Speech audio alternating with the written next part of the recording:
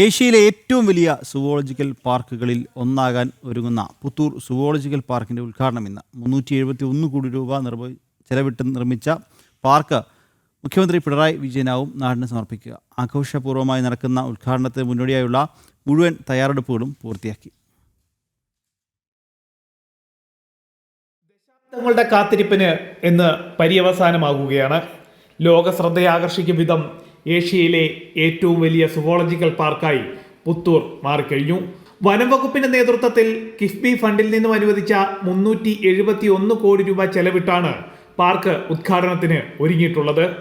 നാടിന്റെ ആഘോഷമായി മാറുന്ന ചടങ്ങിൽ മുഖ്യമന്ത്രിക്കൊപ്പം സംസ്ഥാനത്തെ ഭൂരിഭാഗം മന്ത്രിമാരും കേന്ദ്രമന്ത്രിയും ജില്ലയിലെ മുഴുവൻ ജനപ്രതിനിധികളും രാഷ്ട്രീയ നേതാക്കളും പങ്കെടുക്കും.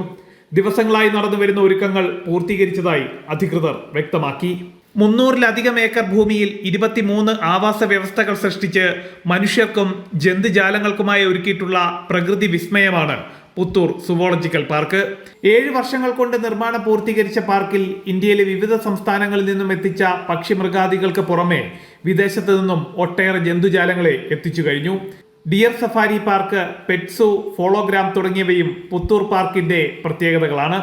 ഉദ്ഘാടനത്തിന്റെ ഭാഗമായി ഒരാഴ്ചയിലേറെയായി വിവിധ സാംസ്കാരിക പരിപാടികൾ നടന്നു വരികയാണ്. ഇന്ന് നടക്കുന്ന പരിപാടിക്കായി എത്തിച്ചേരുന്ന പൊതുജനങ്ങൾക്കായി പുത്തൂർ റൂട്ടിലെ സ്വകാര്യ ബസ്സുകൾ സൗജന്യമായി സർവീസ് നടത്തും. ഉദ്ഘാടനത്തിന് ശേഷം 2 മാസത്തെ ട്രയൽ റൺ പൂർത്തിയാക്കി അടുത്ത ജനുവരിയിലാവും പാർക്ക് പൊതുജനങ്ങൾക്കായി തുറന്നു കൊടുക്കുക. ജനം, തൃശൂർ.